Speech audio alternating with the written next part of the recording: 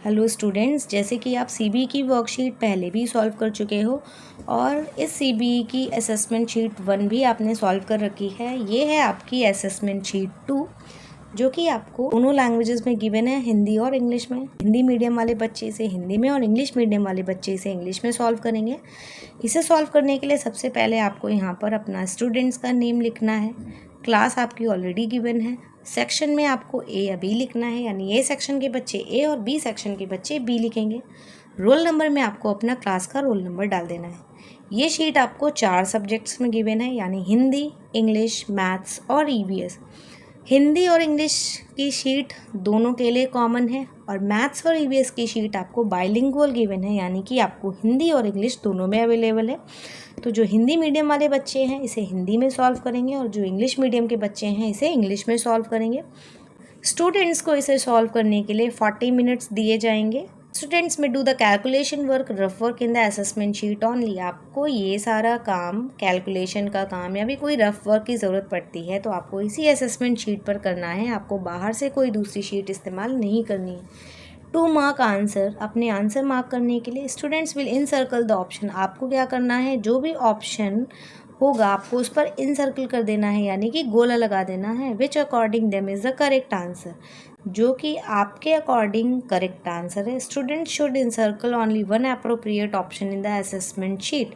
आपको इस assessment sheet में केवल एक ही अप्रोप्रिएट ऑप्शन को टिक करना है। क्लियर?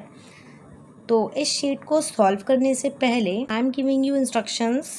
आप क्वेश्चंस को रीड करके कमेंट बॉक्स में भी अपना आंसर दे सकते हैं। अदरवाइज़ आप अपनी कोई भी एक पेज ले लीजिए या फिर कोई नोटबुक ले लीजिए, आप उसमें अपने आंसर्स को मार्क कर सकते हो। आपको आंसर्स ABCD में मार्क करना है। लेटर ऑन मैं आपको इसके आंसर बता दूंगी। तो अगर आपने अपने हिसाब से आंसर ठीक टिक किया है तो आप उसको करेक्ट 1 पॉइंट अपने आप को दे सकते हो। अगर आपने आंसर करेक्ट नहीं किया है तो आप इसको क्रॉस कर सकते हो। क्लियर? तो स्टार्ट करते हैं इसे। चलते हैं हम अपने सेक्शन ए की तरफ, जो कि है आपका हिंदी में। इसमें इन्होंने बोला है, नीचे दी गई कविता को पढ़कर पूछे गए प्रश्नों के उत्तर चुनें। कविता है, सूरज निकला, चिड़िया बोली, कलियों ने भी आंखें खोली, आसमान में छाई लाली, हवा बही सुख देने वाली, नन्ही नन्ही किरणें आई, फूल हंसे कलियां मुस्काई।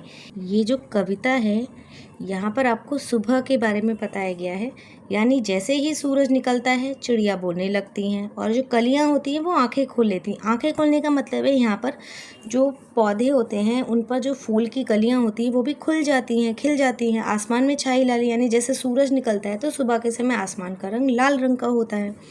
हवा बही सुख देने वाली हवा, यानी सुबह के समय ठंडी ठंडी हवा चलती है। नन्ही नन्ही किरणें आई, जब सुबह हो रही होती है तो जो सूरज की किरणें होती हैं ये अच्छी लगती हैं, लाइक सुबह की धूप अच्छी लगती है हमें, तो हल्की धीमी धीमी किरणें आती हैं। सूरज की जो धूप होती है उतनी तेज़ नहीं होती। फूल हंसे कलियां मुस्काई, यानी कि यहाँ पर जो फूल हैं वो प्रॉपर खिल चुके हैं, कलियां मुस्कुरा रही हैं। मैसेज के अकॉर्डिंग हमें इन क्वेश्चंस के आंसर करने हैं। तो पहला क्वेश्चन है, कलियों ने आंखें कब खोली? ऑप्शंस हैं, सूरज के निकलने पर, सूरज के छिपने पर, चांद के निकलने पर, चांद के छिपने पर।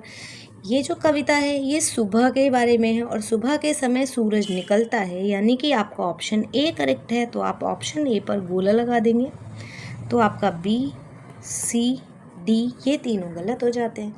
नेक्स्ट है प्रश्न 2, आसमान में क्या छा गई है? तो आसमान में क्या छा गई है आपको यहाँ पर गिवन है, आसमान में छाई लाली, यानी आसमान पे लाली छा गई है। तो काली नहीं है, किरणें नहीं है, बादल नहीं है, आपका ऑप्शन बी करेक्ट हो जाता है। आप बी पर गोला लगा देंगे। चलते हैं अगले क्वेश्चन पर। नेक्स्ट क्वेश्चन है, सूर्योदय होते समय किरणें कैसी हैं? बड़ी बड़ी, मोटी मोटी, छोटी छोटी, नन्ही नन्ही। तो पैसेज में दिया है किरणें कैसी हैं? नन्ही नन्ही, यानी कि ऑप्शन डी करेक्ट हो जाता है। बड़ी बड़ी नहीं है, मोटी मोटी नहीं है, छोटी छोटी नहीं है, किरणें नन्ही नन्ही है। ऊपर दी गई कविता में किस समय का वर्णन है?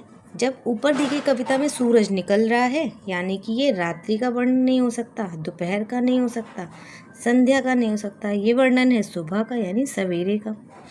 नेक्स्ट क्वेश्चन है, इस कविता में कौन हंस रहा है? तो कौन हंस रहा है? आपकी कविता की आखिरी लाइन है फूल हंसे कलियां मुस्काई। तो सूरज नहीं हंस रहा है, किरणें नहीं हंस रही है, बादल नहीं हंस रही, हंस कौन रहा है? हंस फूल रहा है, यानी कि आपका ऑप्शन क्लियर। चलते हैं हम अगले सेक्शन पर जो कि है आपका इंग्लिश का।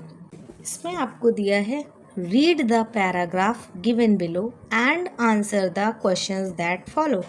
आपको ये पैराग्राफ पढ़ना है और इसके अकॉर्डिंग आपको इन क्वेश्चंस के आंसर करने हैं। पैराग्राफ है once upon a time in a village a woodcutter lived with his wife and a daughter named Mala. एक बार की बात है, वंस अपॉन अ टाइम एक फ्रेज होता है, इसका मतलब होता है एक बार की बात है, यानी एक समय की बात है। इन अ विलेज एक गांव में, अ वुड कटर यानी लकड़हारा, लकड़ी काटने वाला, एक लकड़हारा लिव्ड विद हिज वाइफ अपनी पत्नी के साथ रहता था, and a daughter named Mala और उसकी एक बेटी थी जिसका नाम था Mala. Mala was a pretty child with golden curls. Mala कौन थी? माला कैसी थी? Mala was a pretty child, Mala एक सुंदर लड़की थी, सुंदर बच्ची थी, with golden curls. Golden curls यानी सुनहरे रंग के उसके कर्ल्स थे, कर्ल्स यानी बालों के बारे में, घुंघराले बाल थे उसके। She was sweet and kind to everybody around her. She was sweet यानी वो बहुत प्यार से बात करती थी, बहुत प्यारी थी, सबसे बहुत प्यार करती थी, सबको पसंद करती थी। And kind to everybody around her, और सबके लिए बहुत अच्छी थी। अपने चारों तरफ, उसके चारों तरफ जो भी लोग होते थे उनसे बहुत अच्छे से बिहेव करती थी। She was good. She had a little basket, उसके पास एक छोटी बास्केट थी, in which she collected different flowers for her mother, जिसमें वो क्या करती थी कि डिफरेंट फ्लावर्स को कलेक्ट करती थी फॉर हर मदर, अपनी मदर के लिए वो डिफरेंट फ्लावर्स को कलेक्ट कर लेती थी। किस में? तो छोटी सी बास्केट में। ये था आपका पैसेज और इस पैसेज के अकॉर्डिंग आपको क्वेश्चंस के आंसर करने हैं। तो 6 क्वेश्चन में गिवन है what was the name of the pretty girl. उस प्रिटी गर्ल यानी सुंदर बच्ची का नाम क्या था? माला, मीरा, मेघा या बाला।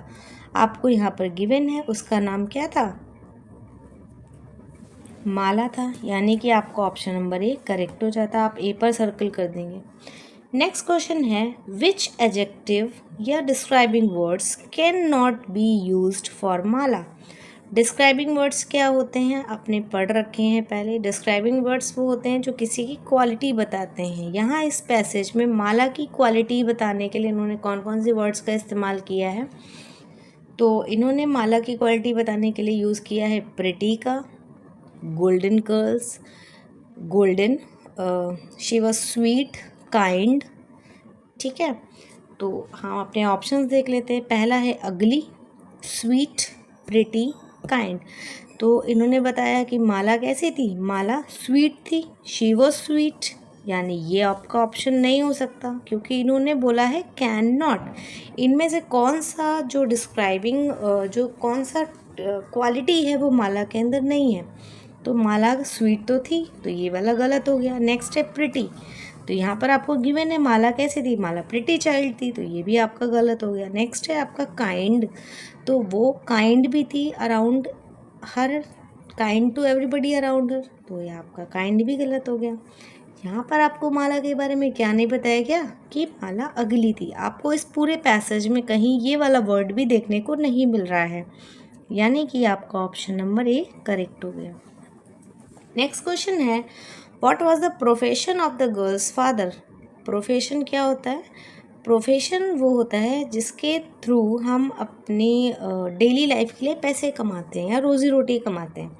तो यहाँ पे माला के फादर का प्रोफेशन क्या था, यानी उसके पापा काम क्या करते थे? क्या उसके पापा टीचर थे, वुड कटर थे, पोस्टमैन थे, वॉशरमैन थे?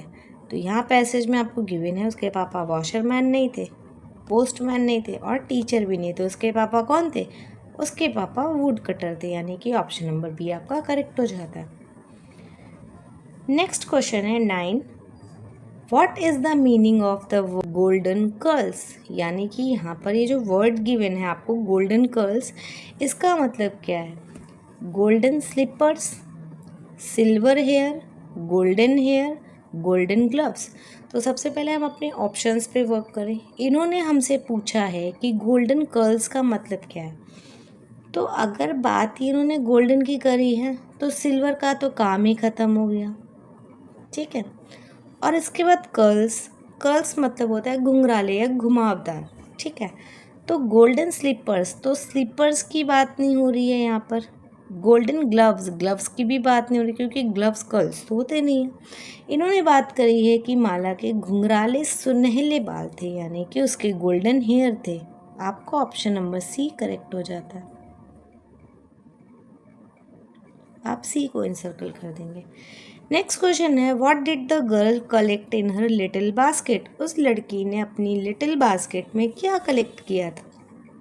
उसने फ्लावर्स कलेक्ट किए थे, मशरूम्स कलेक्ट किए थे, फ्रूट्स कलेक्ट किए थे या वेजिटेबल कलेक्ट किए थे। तो आपके पैसेज की लास्ट लाइन में दिया हुआ है कि वो लिटिल बास्केट में फ्लावर्स कलेक्ट करती थी और किसके लिए कलेक्ट करती थी, तो अपनी मदर के लिए कलेक्ट करती थी। यानी कि आपके बी, सी, डी ये तीनों गलत हो जाते हैं। आपका ऑप्शन नंबर ए करेक्ट हो जाता है। ये थी आपकी इंग्लिश की वर्कशीट। चलते हैं हम अपने अगले सेक्शन पर, सी, जो कि आपको मैथ्स का दिया हुआ है। यहाँ पर आपका क्वेश्चन नंबर 11 है, I had ₹996, I bought a purse for ₹750, how much money is left. यहाँ पर आपको पूछा गया कि कितने रुपए बचे। तो आपके पास जो कीवर्ड्स होते हैं like take away, remaining, less than, more than, इस टाइप के कीवर्ड्स में आप क्या लगाते हो, सब्ट्रैक्शन लगाते हो। और यहाँ पर भी आपको लेफ़्ट देखने को मिल रहा है। तो इन्होंने बताया इनके पास जो रुपीज़ हैं वो 996 हैं। इन्होंने पर्स ख़रीद लिया 750 रुपीज़ का। तो अब इनके पास कितने रुपए बचे, तो बचने के लिए पूछ रहा है, यानी हमें यहाँ पर सब्ट्रैक्शन करना है। तो सब्ट्रैक्शन के लिए हम तीनों प्लेस पर इन नंबर्स को लिख देते हैं, 100, 10 और 1 का प्लेस। 996 और 750 का हमने पर्स ले लिया, हमको इसी में सब्ट्रैक्ट करना है तो हम सब्ट्रैक्ट कर देंगे। अभी हम 1 के प्लेस को 1 से, 10 का प्लेस 10 से और 100 का प्लेस 100 से सब्ट्रैक्ट करेंगे। तो यहाँ पर 6 है, ये 0 है, 6 में से 0 जाएगा, आपका आंसर आएगा 6। यहाँ पर 9 है, यहाँ पर 5 है, 9 में से 5 जाएगा, आपका आंसर आएगा 4। यहाँ पर 9 है, यहाँ पर 7 है, 9 में से 7 जाएगा, आंसर आएगा 2। तो मेरे पास कितने रुपए बचे, ₹246। यानी कि आपका ऑप्शन ए, बी और सी तीनों गलत हो जाते हैं। आपका ऑप्शन नंबर डी करेक्ट हो जाता है। आप डी पर सर्कल कर दीजिए।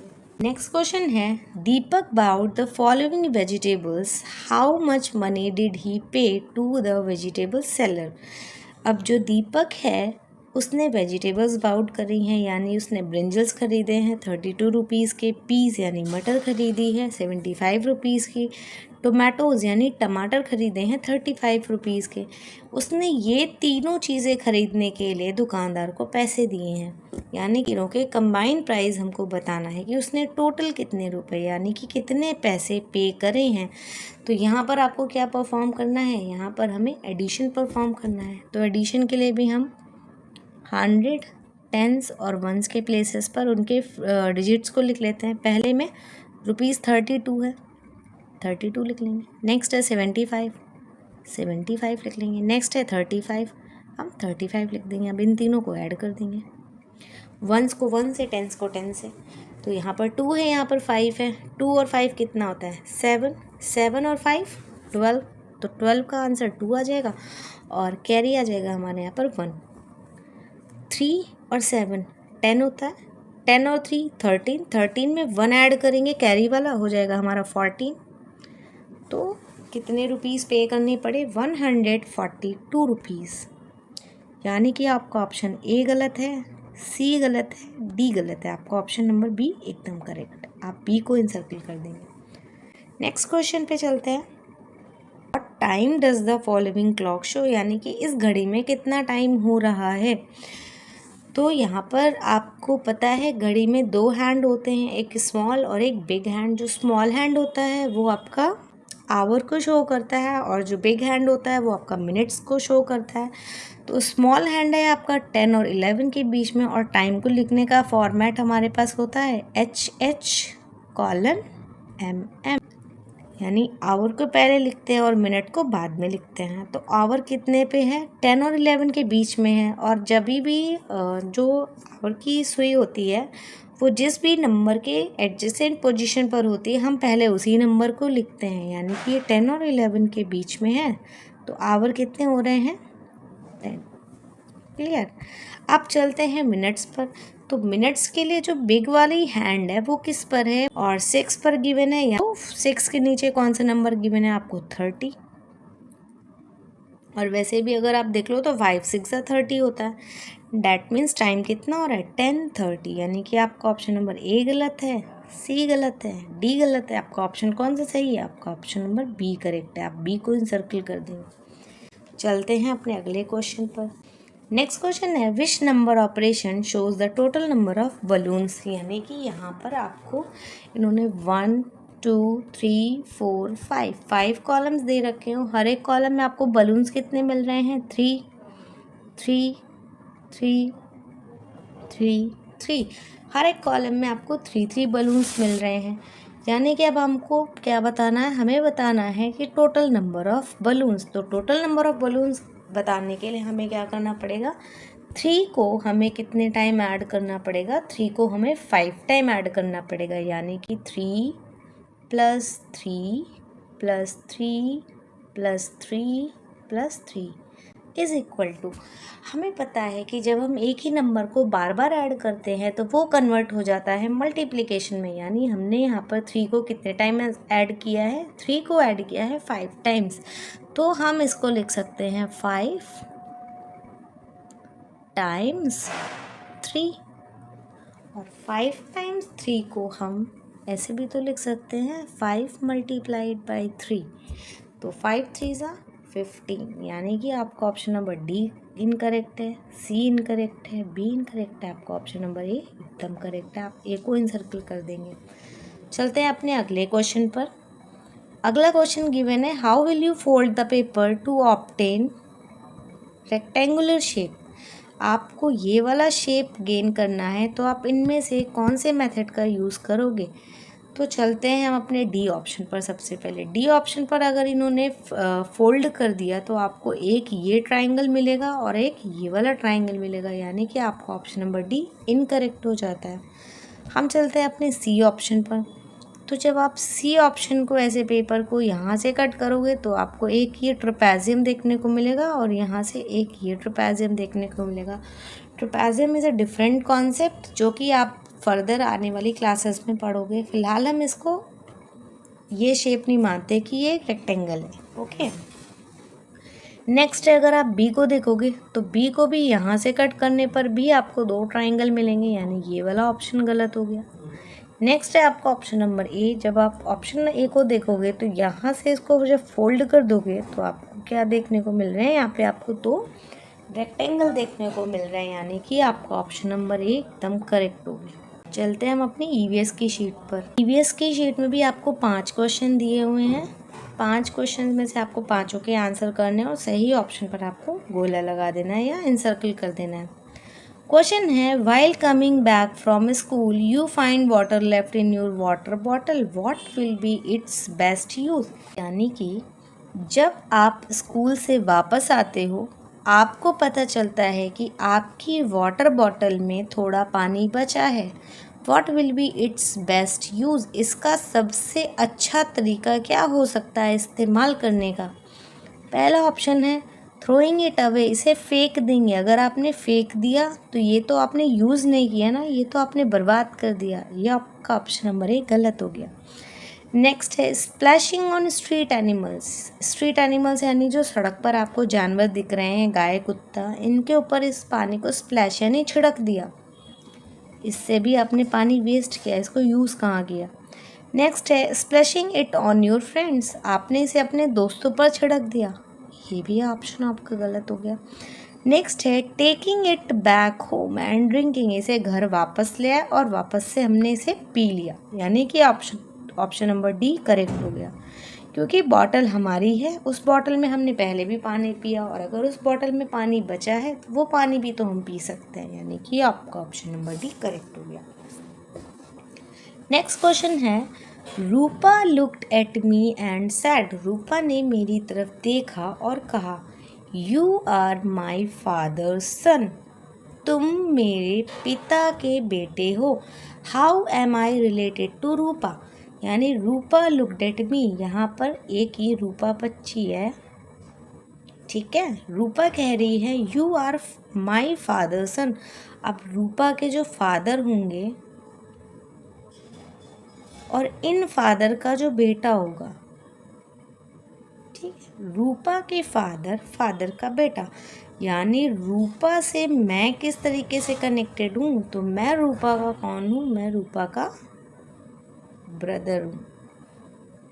क्लियर।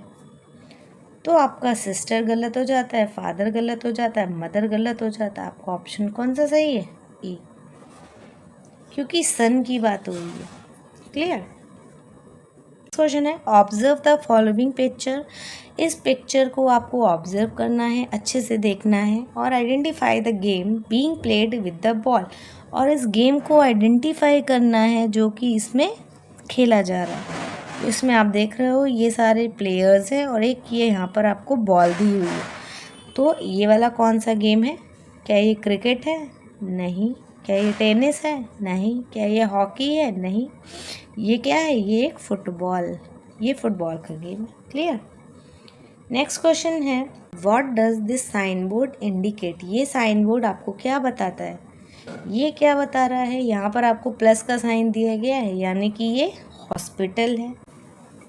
और यहाँ पर आपको 2 किलोमीटर लिखा हुआ है, यानी कि ये हॉस्पिटल कितने किलोमीटर दूर है, ये हॉस्पिटल आपका 2 किलोमीटर दूर है। तो अ हॉस्पिटल 20 किलोमीटर, नहीं, अ हॉस्पिटल 2 किलोमीटर अभी, यानी कि आपका ऑप्शन नंबर बी करेक्ट हो जाता है, यानी सी भी गलत है और डी भी गलत है। नेक्स्ट क्वेश्चन, ये गिवन है आपका, which activity can be done using the following object, यानी ये जो आपका दिया हुआ है आप इसे बेटर पहचान पा रहे हो, ये क्या है, ये हमारा प्रेशर कुकर है।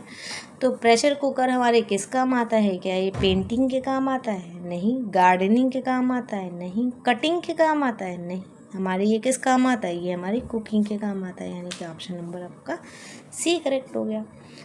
ये है आपकी हिंदी की मैथमेटिक्स की शीट, आप इसे सॉल्व करेंगे। इसमें गिवन है, मेरे पास कुल 996 रुपये हैं, मैंने 750 रुपये का पर्स खरीदा, अब मेरे पास कितने रुपए बचे हैं। तो कहीं पर भी आपको बचे हुए, कितने ज़्यादा, कितने कम, इस तरीके के वर्ड्स देखने को मिलते हैं, यानी कि यहाँ पर आपसे इन्होंने क्या बोला है, घटाने के लिए बोल रहा है, यानी सब्ट्रैक्शन के लिए बोला है। इकाई, दहाई और सैकड़ा, इसके फॉर्मेट्स में नंबर्स को लिख लेंगे। पहले हमें गिवन है यहाँ पर 996 रुपीज़, इन्होंने पर्स कितने का ख़रीदा है, 750 रुपीज़ का। तो अब हमें बताना है कि कितने रुपए बचे हैं। 6 में से 0 गया 0, 9 में से 5 गया 4, 9 में से 7 गया 2, तो कितने रुपए बचे हैं, 240 रुपये, सॉरी 246 रुपये, क्योंकि 6 में से 0 गया, आंसर आया 6, यानी कि आपका ऑप्शन नंबर ए नहीं है, बी नहीं है, सी नहीं है, आपका ऑप्शन नंबर डी करेक्ट हो जाता है। नेक्स्ट क्वेश्चन है, दीपक ने निम्न सब्जियां खरीदी, उसने सब्जी वाले को कुल कितने रुपए दिए। दीपक ने 32 रुपये के बैगन खरीदे, 75 रुपये की मटर खरीदी और 35 रुपये के टमाटर खरीदे। तीनों के प्राइस उसने दुकानदार को पे किए हैं, यानी कुल पैसे तो इसने ही पे किए हैं ना, दीपक ने। तो हमें इसको परफॉर्म करने के लिए क्या करना पड़ेगा, इसे बताने के लिए हमें यहाँ पर जोड़ का एक्शन परफॉर्म करना पड़ेगा। तो जोड़ने के लिए हम क्या करेंगे, यहाँ पर इकाई और यहाँ पर दहाई, यहाँ पर सैकड़े के अंक को लिख लेंगे। हमें इसने क्या खरीदा है, 32 रुपये के बैगन, 75 की मटर और 35 के टमाटर। अब हम इन तीनों को ऐड कर देंगे, 5 और 2 होता है 7, 7 और 5 होता है 12 और हासिल लगा 1। 7 और 3 होता है 10, 10 और 3 होता है 13, 13 में एक हासिल जोड़ दिया, आंसर आया 14। यानी कि उसने कितने रुपए दिए दुकानदार को? 142 रुपये। यानी ऑप्शन ए इनकरेक्ट हो गया, सी इनकरेक्ट हो गया, डी इनकरेक्ट हो गया, आपका ऑप्शन नंबर बी करेक्ट हो गया। बी पर आप इंसर्कल कर देंगे। नेक्स्ट क्वेश्चन है आपका, निम्नलिखित घड़ी क्या समय दिखा रही है? आपको इस घड़ी में दिखने वाले समय को बताना है। यहाँ पर आपको 2 सुइयाँ गिवन है, एक छोटी सुई एक बड़ी सुई। तो छोटी सुई हमें घंटे को दिखाती है और बड़ी सुई मिनट को शो करती है। तो समय लिखने का फॉर्मेट क्या होता है? घंटा मिनट, घंटा कॉलन मिनट। ठीक है। तो जो छोटी सुई होती है वो जिस भी नंबर पर होती है वही हमारा घंटा होता है। ये छोटी वाली सुई 10 से 11 के बीच में है, यानी कि घंटा कितना हो गया? 10। और मिनट वाली सुई कौन से नंबर पर है? मिनट वाली सुई 6 नंबर पर है। लेकिन 6 को हम गुणा करते हैं 5 से मिनट निकालने के लिए। तो 6 पंचे होता है 30, यानी कि घड़ी में टाइम कितना हो रहा है? 10:30। यानी ए गलत हो गया, सी गलत हो गया, डी गलत हो गया। हमारा ऑप्शन नंबर बी एकदम करेक्ट हो गया। बी सर्कल कर देंगे। नेक्स्ट क्वेश्चन है, कौन सी संक्रिया निम्नलिखित गुब्बारों की कुल संख्या दर्शाती है? यहाँ पर आपको इन्होंने 1 2 3 4 5 5 अलग अलग कॉलम दिए हुए हैं। हर एक कॉलम पे इन्होंने आपको 3-3 गुब्बारे दिए हुए हैं और आपसे इन्होंने कुल संख्या पूछी है। यानी ये 3 गुब्बारे, ये 3 गुब्बारे, ये 3 गुब्बारे, ये 3 गुब्बारे और ये 3 गुब्बारे। इनकी कुल संख्या बताने के लिए हमें क्या करना पड़ेगा? इस 3 को बार बार ऐड करना पड़ेगा, जोड़ना पड़ेगा। और कितने बार जोड़ना पड़ेगा? 5 बार जोड़ना पड़ेगा। और जब हम किसी भी एक संख्या को बार बार जोड़ते हैं तो वो हमारा कन्वर्ट हो जाता है गुणा में। तो यहाँ पर हमने 3 को कितने बार जोड़ा? 1 2 3 4 5। तो क्या हम इसको यहाँ पर 5 बार 3 नहीं लिख सकते हैं? लिख सकते हैं। और 5 बार 3 को क्या हम 5 गुणे 3 नहीं लिख सकते हैं? तो ये भी लिख सकते हैं। तो इसका आंसर कौन सा सही हो गया? ए आंसर सही हो गया। यानी बी गलत है, सी गलत है और डी भी गलत है। क्लियर? चलते हैं अपने अगले क्वेश्चन पर। अगला क्वेश्चन हमें गिवन है, यह आकृति प्राप्त करने के लिए आप दिए गए कागज को किस प्रकार मोड़ेंगे? आप डी वाला फिगर देख लीजिए। आप इस कागज को यहाँ से अगर मोड़ोगे तो आपको 2 ट्रायंगल देखने को, यानी 2 त्रिभुज देखने को मिलेंगे। यानी कि डी ऑप्शन आपका गलत हो गया। नेक्स्ट है आपका ऑप्शन नंबर सी। सी में अगर आप इसको यहाँ से फोल्ड करोगे तो आपको यहाँ पर 2 समलंब देखने को मिलेंगे। समलंब आप आगे जब और भी क्लासेस में पढ़ोगे तब वहाँ आपको पढ़ने को मिलेगा। फिलहाल हम इसको यहाँ मान के चलते हैं कि ये एक आयत यानी कि रेक्टेंगल तो नहीं है। यानी कि आपका ऑप्शन नंबर सी भी इनकरेक्ट हो गया। नेक्स्ट है आपका बी। बी पे जब आप इसको फोल्ड करोगे तो आपको यहाँ पर भी 2 त्रिभुज देखने को मिलेंगे। यानी ये ऑप्शन आपका गलत हो गया। लेकिन जब आप ए ऑप्शन में यहाँ से फोल्ड करोगे तो आपको एक ये रेक्टेंगल, ये वाला आयत और एक ये वाला आयत देखने को मिलेगा। यानी कि आपका ऑप्शन नंबर ए एकदम करेक्ट हो गया। नेक्स्ट है आपका ईवीएस का वर्कशीट जो कि हिंदी में गिवन है। पहला क्वेश्चन है, आपकी पानी की बोतल में बचे हुए पानी का सबसे अच्छा उपयोग कौन सा है? पहला है यहाँ वहाँ फेंकना। फेंकना तो हमें है ही नहीं पानी को। सड़क के जानवरों पर छींटे मारना, ये बात भी गलत होगी। इससे तो आप जानवरों को टीज़ करोगे, परेशान करोगे। ये भी नहीं करना। अपने दोस्तों पर छिड़कना, नहीं, ये तो बैड मैनर्स है। नेक्स्ट है घर वापस ले जाना और पीना। यानी ये आपका ऑप्शन नंबर एकदम डी करेक्ट हो जाता है, क्योंकि बॉटल हमारी है, पानी भी हमारा है। हम यहाँ अगर इस बॉटल से पानी स्कूल में पी सकते हैं तो वही पानी हम उसको घर ले जाकर भी पी सकते हैं। क्लियर? नेक्स्ट है, रूपा ने मेरी ओर देखा और बोली, तुम मेरे पिता के बेटे हो। यानी यहाँ पर अगर हम इस रूपा को कंसीडर कर लें तो रूपा के जो पिता हैं और इनका बेटा, तो रूपा कह किस रही है, मुझसे ही तो कह रही है कि पिता का बेटा हूँ मैं, तो मेरे पिता भी तो रूपा के पिता ही हुए। अगर हम दोनों के पिता सेम है तो हम दोनों आपस में कौन हो जाते हैं, भाई बहन हो जाते हैं। और बोला है कि मैं रूपा का क्या लगता हूँ, तो मैं रूपा का भाई लगता हूँ, यानी कि आपका ऑप्शन नंबर ए करेक्ट हो जाता है। तो बी गलत हो गया, सी गलत हो गया और डी भी गलत हो गया। चलते हैं अपने 18th क्वेश्चन पर। यहाँ पर आपको दिया गया है, उस खेल को पहचाने जो चित्र में खेला जा रहा है। ये चित्र आपको गिवन है, इसमें आपको देखना है कि कौन सा खेल खेला जा रहा है। क्या ये क्रिकेट है? नहीं। क्या ये टेनिस है? नहीं। क्या कौन सा खेल है ये फुटबॉल है, यानी ऑप्शन नंबर सी करेक्ट हो जाता है। नेक्स्ट है, यह साइन बोर्ड क्या दर्शाता है। यहाँ पर यह आपको बोर्ड दिया हुआ है, इसमें प्लस का साइन है, यानी कि ये एक अस्पताल है। और उसके बाद नीचे आपको यहाँ 2 किलोमीटर दिया हुआ है, यानी कि ये अस्पताल कितने किलोमीटर दूर है, 2 किलोमीटर। तो 20 किलोमीटर की तो कोई बात नहीं हुई, 22 किलोमीटर की भी नहीं हुई, 12 किलोमीटर की भी नहीं हुई, कितनी हुई है, 2 किलोमीटर। तो बी ऑप्शन आपका एकदम करेक्ट हो जाता है। नेक्स्ट है, निम्न वस्तु द्वारा कौन सी गतिविधि की जा सकती है। ये आपको जो पिक्चर गिवन है ये आपको पता है, ये आपका प्रेशर कुकर है।